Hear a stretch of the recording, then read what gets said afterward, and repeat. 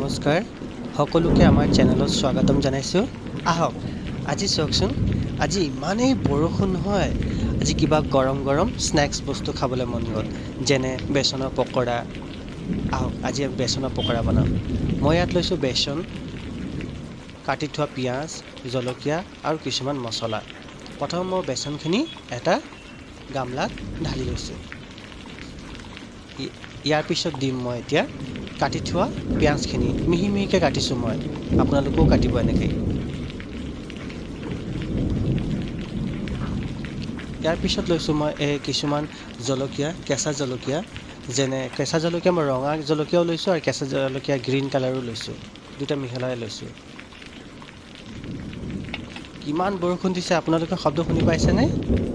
এয়া চাওক, মই হালধি দিলোঁ আৰু জিৰা, ধনিয়া, নিমখ, জলকীয়া গুড়া আৰু অলপ চেনি দি লৈছোঁ।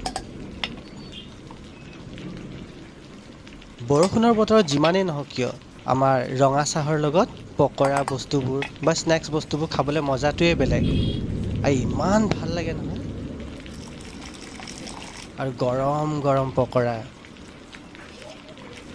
আমি অসমৰ অসমীয়া, আমি পকৰা খাই বহুত ভাল পাওঁ। চাহ আৰু ৰঙা চাহটো কিন্তু আমাৰ মেইন। এয়া মই এতিয়া বেচনখিনিত পানী দি মিহলাই লৈছোঁ, বেটাৰটো বনাই লৈছোঁ ভালদৰে। দেখিলেনে? এতিয়া মই কেৰাহীত তেল দি লৈছোঁ, ৰিফাইন তেল।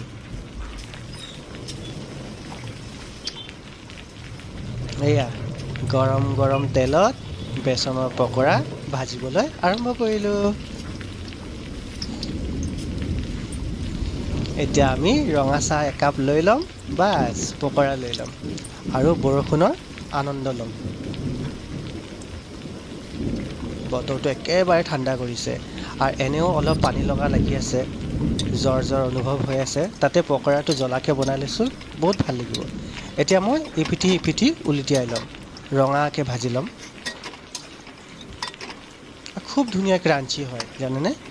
এয়া চাওক, ভজা হৈয়ে গ'ল। এতিয়া মই এইখিনি প্লেটত বা বাতিত তুলি ল'ম। ধুনীয়াকৈ চাওক, ভজা হৈয়ে গৈছে। তেলখিনি টুকি টুকি বাতিত মই তুলি ল'ম এতিয়া।